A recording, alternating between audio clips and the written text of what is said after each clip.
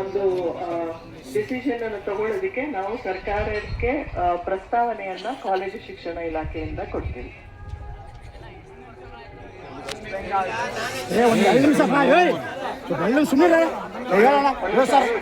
ಯಾಕರ್ಸ ಸುಮ್ಮನೆ ಅವರು ಸರ್ಕಾರದಾಗ ಒಂದ್ 2 ನಿಮಿಷ ಇರ್ರಿ. ನೋಡ್ರಿ ಒಂದು ಸೌಜನ್ಯ ಸುಮ್ಮನಿರಪ್ಪ 2 ನಿಮಿಷ ಮಾತಾಡೋಣ. ಬಹಳ ಜನ ತೊಂದರೆ ಕೊಟ್ಟೆ ನಾನು ಗಮನಿಸಿದ್ದೀನಿ. ದಯಮಾಡಿ ಅರ್ಥ ಮಾಡ್ಕೊಳ್ಳಿ. ನಿಮ್ಗೆ ಹಿಂಗ್ ಮಾತಾಡ್ಲಿ ಕಮಿಷನರ್ ಮೇಡಮ್ ಅವರು ಅವರ ಏನೋ ಒಪ್ಪಂದ ಮಾಡ್ಕೊಂಡು ಅನ್ನೋ ಜನನು ನಮ್ಮಲ್ಲಿ ಇದ್ದಾರೆ. ದಯಮಾಡಿ ಅರ್ಥ ಮಾಡ್ಕೊಳ್ಳಿ. 1 ನಿಮಿಷ ಚರ್ಚೆ ಮಾಡೋದು ಬೇಡ ಮೇಡಮ್ ಅವರೇ. ಈಗ ನೀವು ಹೇಳಿದ್ರಿ ಕಾನೂನಿಗೆ ಹೋಗ್ಬೇಕು, ಕಾನೂನು ಕಾಯ್ಬೇಕು. ಕಾನೂನು 1 ವರ್ಷಕ್ಕಾಗುತ್ತೋ 2 ವರ್ಷಕ್ಕೋ 1 ದಿನಕ್ಕೋ ನಮಗೆ ಗೊತ್ತಿಲ್ಲ ಮೇಡಮ್. What next? ಇಷ್ಟೆಲ್ಲ ಜನ ಬಂದಿದ್ರೆ ಅಪ್ಪ ಅಮ್ಮನ ಕುಟುಂಬಗಳಿಗೆ ಏನ್ ಹೇಳ್ಬೇಕು? ಸರ್ಕಾರ ಒಂದು ಸುಗ್ರೀವಾಜ್ಞೆ ವಹಿಸಿ ಮಾಡಿ ಅಂತೆ ಕಾನೂನು ಸಚಿವರು ತಾವು ಬಂದಿದ್ರಿ. ಕಾನೂನು ಸಚಿವರ ಸಮ್ಮುಖದಲ್ಲಿ ಸಭೆ ಮಾಡಿದ್ವಿ ನಾವು. ನಮಗೆ ಏನಾಗಿದೆ ಅಂತಂದ್ರೆ ಯಾಕೆ ಮೇಡಮ್ ದಿಢೀರ್ನೇ ಇಷ್ಟ ಆಡ್ಕೊಂಡು ನೀವು ಚಿಂತನೆ ಮಾಡ್ಬೇಕಾಗಿತ್ತು. ಇಷ್ಟು ಜನ ಕುಟುಂಬಗಳು ಬೀದಿ ಬೀಳ್ತವೆ ಅಂತೆಲ್ಲ ಬಹಳ ಸಾಮಾಜಿಕವಾದಂತ ಕಳಕಳಿ ಉಳ್ಳಂತವ್ರು ತಾವೆಲ್ಲ ನಾನು ಗಮನಿಸಿದ್ದೀನಿ. ಹಲವಾರು ಸಾಮಾಜಿಕವಾದಂತ ಕೆಲಸವನ್ನ ಮಾಡಿದಂತವ್ರು.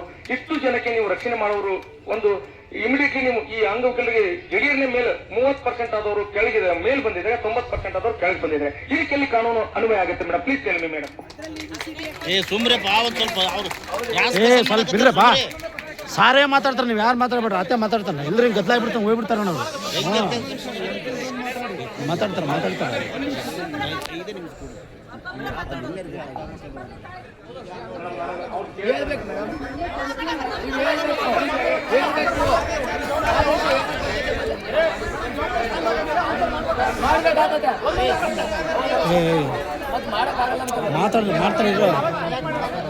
1 ನಿಮಿಷ ಸುಮ್ಮನೆ ಇರಿಯಪ್ಪ ಎಲ್ಲರೂ.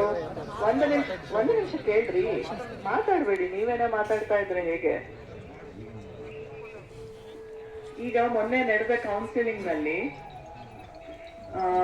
PH ಕ್ಯಾಂಡಿಡೇಟ್ಸ್ಗೆ ನಾವು ಮೊದಲು ಸ್ಥಳ ಆಯ್ಕೆ ಮಾಡ್ಕೊಳ್ಳೋದಕ್ಕೆ ಅವಕಾಶ ಕೊಟ್ಟಿದ್ದೀವಿ ಅಲ್ವಾ? ಸೊ ಇದು ಮಾಡಿದ್ದು ತಪ್ಪು ಅಂತ ನೀವು ಹೇಳ್ತಾ ಇದ್ದೀರಿ.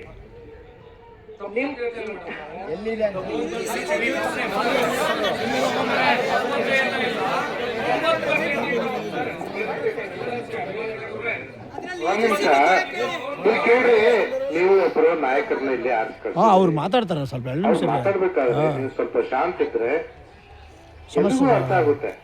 ನೀವು ಹೇಳೋದನ್ನೇ ಅವರು ಹೇಳ್ತಾ ಇದಾರಲ್ವಾ, ಸ್ವಲ್ಪ ಅವ್ರಿಗೆ ಮಾತಾಡ್ಲಿಕ್ಕೆ ಬಿಡ್ರಿ. ತಗೊಳ್ಳಿ. ಈಗ ಕೇಳ್ತಿದ್ರು ಮರ ಅದನ್ನೇ ಕೇಳ್ತಿದಾರ.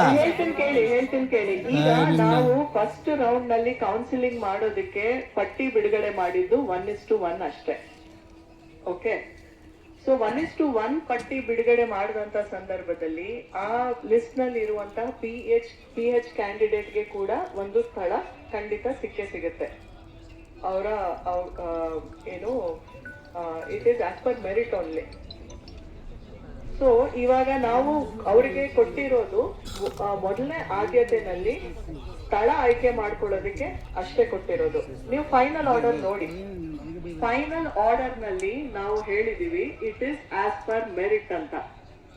ಸೊ ಆಸ್ ಪರ್ ಮೆರಿಟ್ ಅವರು ಕಾಲೇಜ್ಗೆ ಹೋಗಿ ಸೇರಿಕೊಂಡಾಗ ಆಸ್ ಪರ್ ಮೆರಿಟ್ ಅವರಿಗೆ ಎಷ್ಟು ಕಾರ್ಯಭಾರ ಬರಬೇಕಿತ್ತೋ ಅಷ್ಟೇ ಕಾರ್ಯಭಾರ ಬರೋದು. ಆಯ್ತಾ? ನೀವು ಯಾರು ಕೂಡ ಏನೋ ಆರ್ಡರ್ ಓದೋದಿಲ್ಲ, ಅದು ಪ್ರಾಬ್ಲಮ್.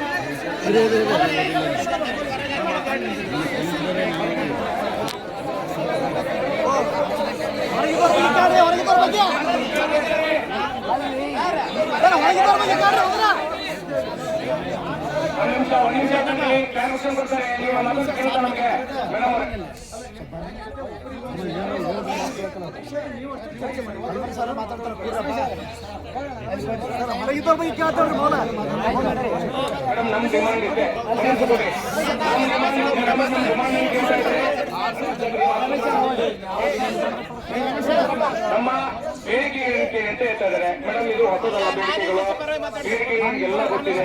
ನಮ್ಮ ನಾನ್ ಮ್ಯೂಸಿಕ್ ಅಂತಕ್ಕಂಥದ್ದು ಎಷ್ಟು ಜನ 30-20 ವರ್ಷಗಳಿಂದ ಸೇವೆ ಸಲ್ಲಿಸಿ ಹೊರಗಡೆ ಬಿಟ್ಟಂತವ್ರಿಗೆ ನಮಗೆ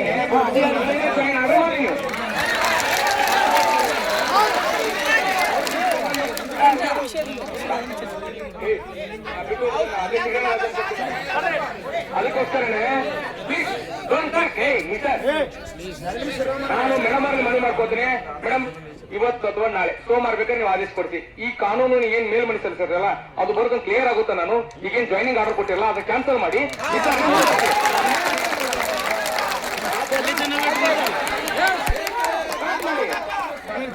ಅವ್ರ ಅಪ್ಪ ಅಮ್ಮ ಕೊಟ್ಕೊಂಡಾಗ ಅವ್ನು ಕೇಳಕ್ಕಾಗಲ್ಲ ಮೇಡಮ್ ನನಗೆ. ಏನಾದ್ರೂ ಒಂದು ನಿಮಿಷ ಜೀವ ನೋಡಿ ಅಷ್ಟು ಕೊಡೋದೇ ಇಲ್ಲ ಮೇಡಮ್. ನೀವು ಒಂದು ದಯಮಾಡಿ ಹತ್ತುಕೊಡಿ ನಾನು ಮಾತಾಡೋದನ್ನ. ನಮ್ಮ ಮನೆ ಇದೆ ಮೇಡಮ್, ಮನೆ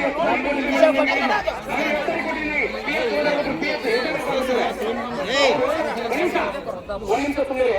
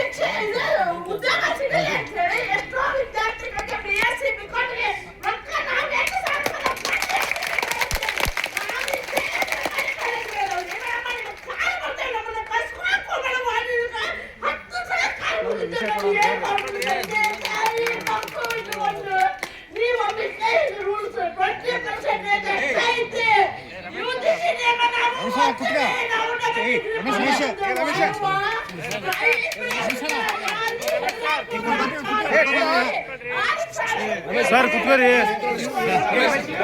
ಕುತ್ಕೋರಿ.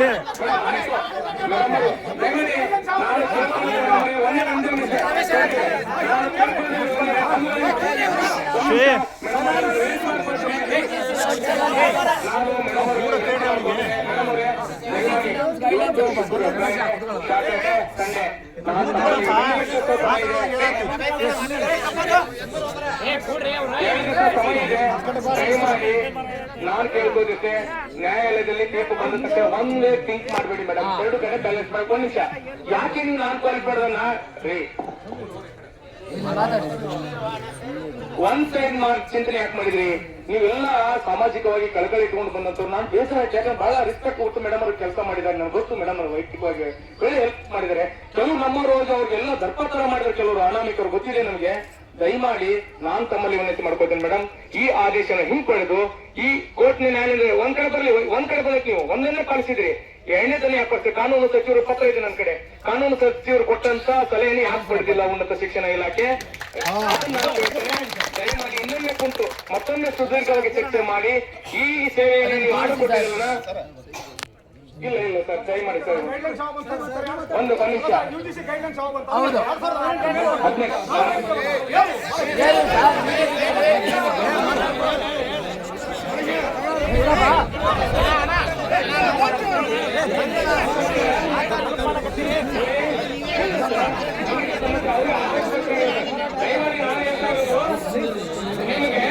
ಈ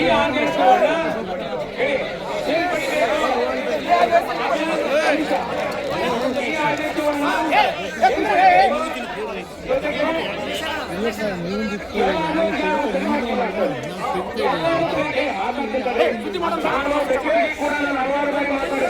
ಕಾನೂನು ಸಚಿವರು ಕೂಡ ಏನಿದ್ದೇವೆ, ಕಾನೂನು ಸಚಿವರು ಏನಿದ್ದಾರೆ ಗದಗದಲ್ಲಿ ಹನುಮಂತಗೌಡ್ರೆ ನಮ್ಗೆಲ್ಲ ಕೇಳಿದ್ದಾರೆ.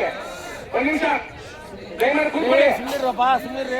ಕಾನೂನು ಸಚಿವರು ಕೂಡ ಏನಿದ್ದಾರೆ, ನಿಮಗೆ ನ್ಯಾಯಸಮ್ಮತವಾಗಿದೆ, ನಿಮ್ಮ ಪರವಾಗಿ ಒಂದು ನೋಟ್ ಮಾಡಿದ್ದೇನೆ, ಉನ್ನತ ಶಿಕ್ಷಣ ಇಲಾಖೆ ಕೊಟ್ಟಿದ್ದೀವಿ ಅಂತ ತಾವು ಆ ಸಭೆಯಲ್ಲಿದ್ರಿ, ಮಾನ್ಯ ಉನ್ನತ ಶಿಕ್ಷಣ ಸಚಿವರಿದ್ರು, ನೀವಿದ್ರಿ, ಮತ್ತೆ ನಮ್ಗೆ ಯಾರು ಲಾಯರು ಕೂಡ ಇದ್ರು, ಅಡ್ವೊಕೇಟ್ ಜನರಲ್ ಅವರು ಇದ್ರು, ನೀವೆಲ್ಲ ನೋಡಿದ್ರಿ. ಅಲ್ಲ ಮೇಡಮ್, ಇಷ್ಟು ಜನ ಒಂದು ಸಣ್ಣ ಮಕ್ಕಳ ಗೊತ್ತಾಗ್ತದೆ, ಸ್ವತಃ ಸೇವೆ ಬೀದಿ ಬೀಳ್ತಾರಂತಂದ್ರೆ ಅವ್ನು ಬರ್ತದೆ.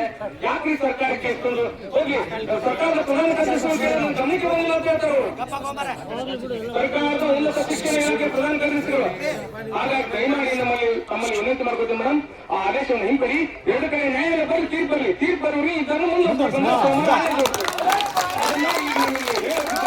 ಇದು ಎಲ್ಲರೂ ಕೂಡ ಇಲ್ಲ ಅಂತಂದ್ರೆ ನನಗಳ ರಾಶಿನೇ ಆಗ್ತದೆ. ನಾ ಹೇಳೋದಕ್ಕೂ ನಿಮಗೆ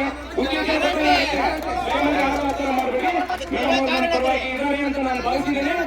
ಇವತ್ತು ಅವ್ರು ಹೇಳ್ತಾರೆ, ಏನ್ ಮಾಡ್ತಾರೆ ಕೇಳ್ಕೊಂಡು ದಯಮಾಡಿ ನೀವು ಒಂದು ಇವ್ರನ್ನ ಹಳ್ಳಿ ಮುಂದುವರ್ಸಂಗ್ ಮಾಡಿ ದಯವಿಟ್ಟು. ಅಷ್ಟೇ ವಿನಂತಿ.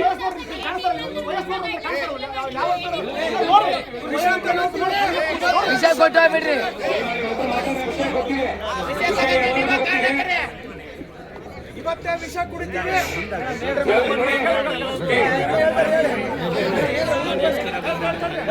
ಎಲ್ಲ ಗೊತ್ತಿದೆ. ನಾನು ಮೇಡಮ್ ಅವರಿಗೆ ಮನವರಿಕೆ ಮಾಡಿದ್ದೀನಿ ಈಗ. ಅವ್ರಿಗೆ ಮನವಿ ಮಾಡ್ಕೊತೀನಿ ಮೇಡಮ್. ಒಂದ್ ಸೈಡ್ ಥಿಂಕ್ ಮಾಡಬೇಡಿ. ಅವ್ರಿಗೇನು ಆದೇಶ ಕೊಟ್ಟಿಲ್ಲ. ನಾಳೆನೇ ಅಥವಾ ಇವತ್ತನೇ ಒಂದು ಆದೇಶ ಹೊಡಿಸಿ ಅವ್ರು ತೆಗೆದು ಕೇಂದ್ರಕ್ಕೆ ಹಾಕಿ ಇದ್ದವ್ರು ಮುಂದುವರಿಸಿ ಅಂತ ಒಂದು ಆದೇಶ ಮಾಡಿ ಸೇವೆ ಸಲ್ಲಿಸಿ ಹೊರಗಡೆ ಉಳಿದಿದ್ದಾರೆ. ಕ್ವಾಲಿಫೈಡ್ ನಾನ್ ಕ್ವಾಲಿಫೈಡ್ ಸೇವೆ ಸಲ್ಲಿಸಿ ಹೊರಗಡೆ ಉಳಿದಿದ್ದಾರೆ. ಅವ್ರಿಗೂ ಕೂಡ ಆದೇಶ ಮಾಡಿ ಪ್ರಥಮ ಆದೇಶ ಕೊಡಿ ಮೇಡಮ್. ಯಾವ ಸಾಮಾಜಿಕ ಜಸ್ಟಿಸ್ ಎಲ್ಲಿದೆ? ಸಾಮಾಜಿಕ ನ್ಯಾಯ ಎಲ್ಲಿದೆ? ಮಾನ್ಯ ಮುಖ್ಯಮಂತ್ರಿ ಗಮನಕ್ಕೆ ಹೋಗಿದೆಯಾ? ಬಹಳ ಗೊಂದಲ ಇದಾಗಿದೆ. ದಯಮಾಡಿ ನಾವು ಈಗ ಹೇಳ್ತೀವಿ ಅಂತ ನಮ್ಮ ಮೇಲೆ